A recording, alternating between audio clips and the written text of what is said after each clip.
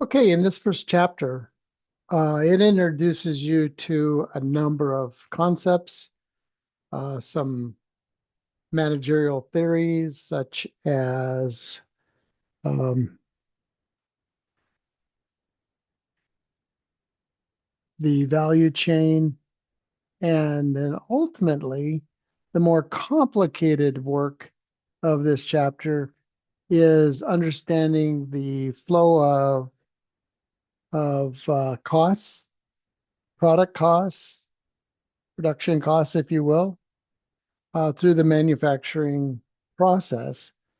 And really, this is just kind of a flow that once you get used to, will help you in the next two chapters. So let's take a look at that. And you might follow along in your chapter, probably starting around um, page 28, um, where it talks about a manufacturing company and how the flow leads to cost of goods manufactured and then on to cost of goods sold once the finished goods are released and sold in the process of just a regular normal sale. So here's our data set, and we can start anywhere, but we could let's start with entering some of our inventory balances. So we got raw materials beginning at 32,000.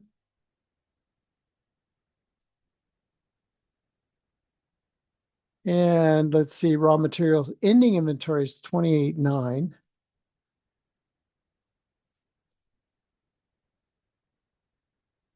Okay, so what we're doing is we're building out our beginning and ending inventories.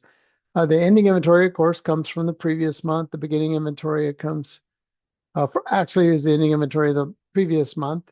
And then after we've completed our work for the month, we close. Oftentimes, inventories are taken. So finished goods inventory beginning, you can just come over here. Now, finished goods is just the finished items that we're creating here. Looks like we might be making bookcases in this example. And so our finished goods beginning inventory, 45,200.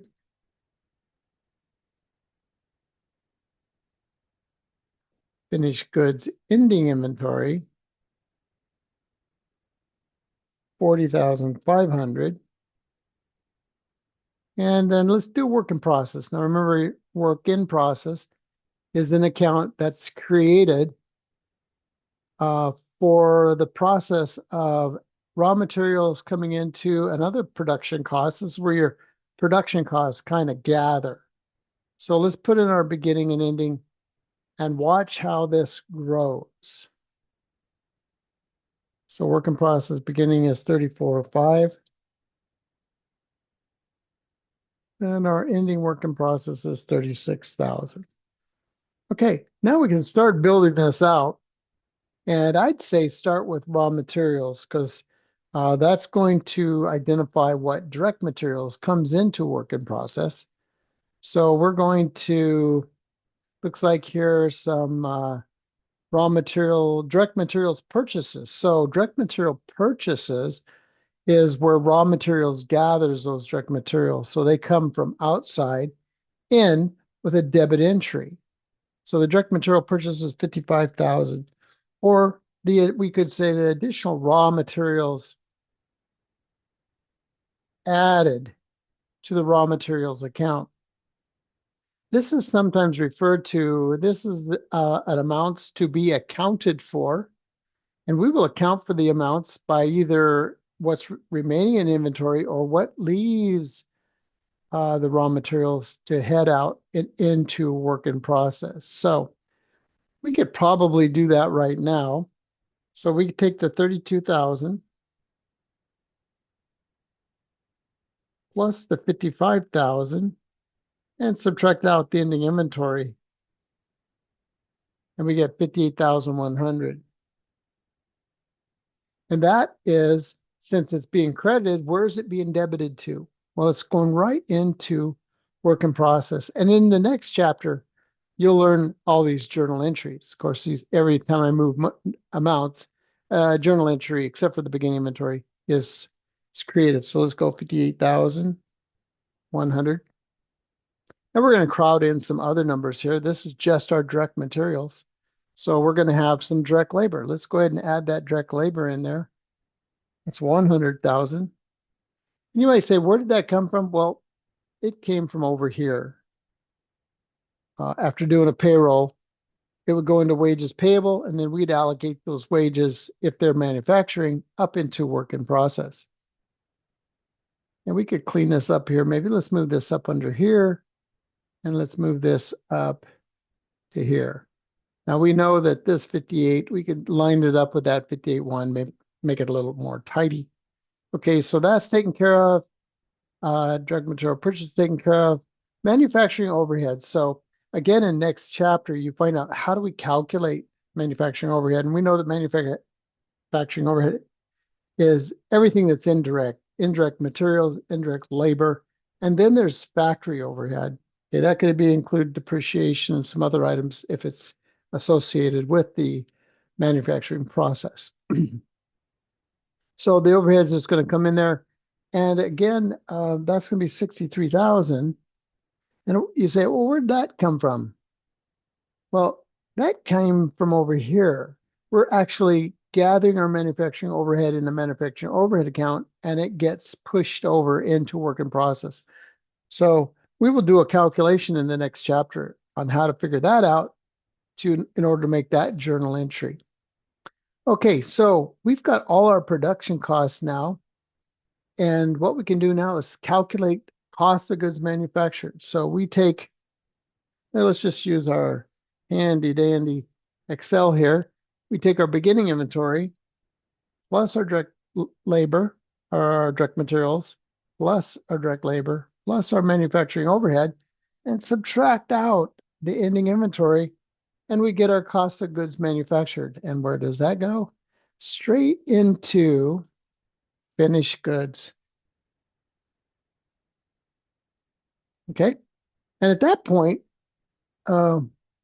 we have to account for these items. These are finished goods items.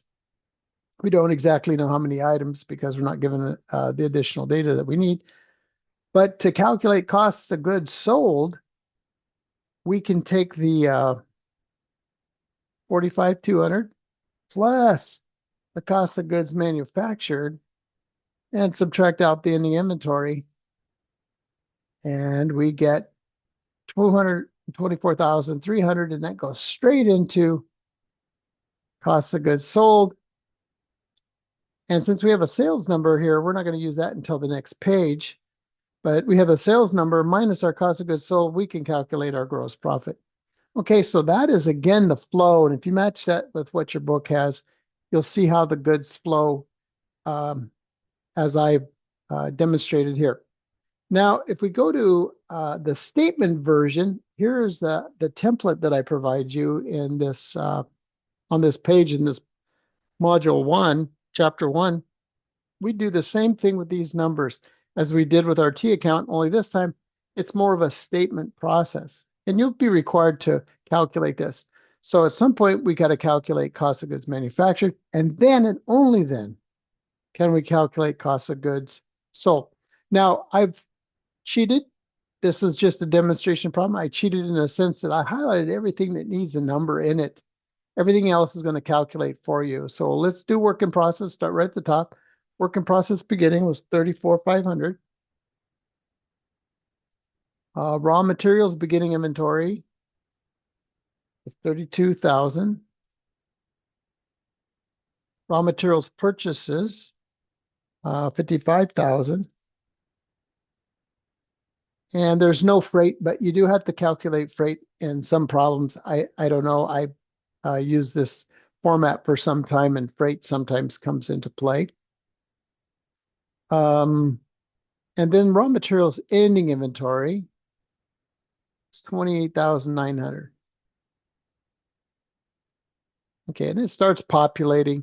So total cost of raw materials is 58,100. We can go back to our T account and see that. Yep, looking good. And then we go direct labor was 100,000. And our overhead factor was 63,000. And again, it populates some more. And lastly, we have ending work in process inventory, just 36,000. And we get cost of goods manufactured 219,600. 219,600, looking exceptionally good. Now, all we need is to know our beginning and ending finished goods. And that was 45,200.